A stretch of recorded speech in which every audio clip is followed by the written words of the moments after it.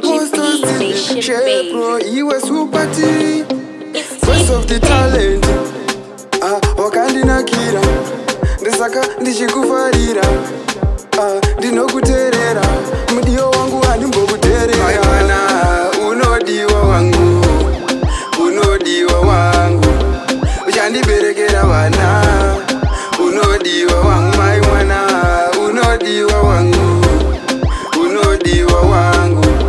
uchandiberekera vana unodiwa wangu mudiwa wangu iwe unodiwa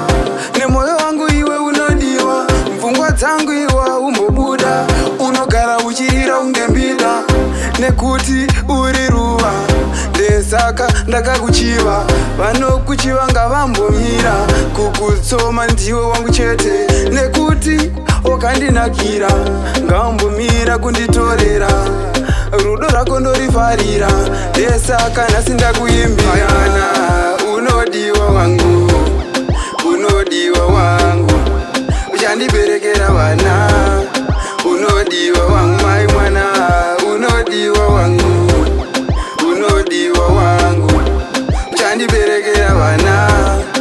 unodiwa wangu vakawanda vanotokutsoma vakamira muzvikona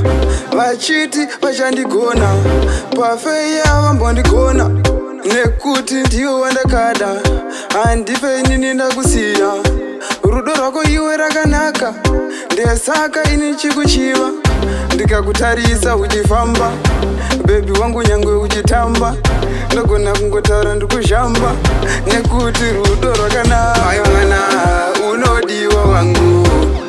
unodiwa wangu uchandiberekera vana unodiwa wangu mai mwana unodiwa wangu unodiwa wangu uchandiberekera vana unodiwa wangu mudiwa wangu iwe unodiwa nemoyo wangu iwe unodiwa mfungwa dzangu iwa umbobuda unogara uchirira ungembida nekuti uri ruva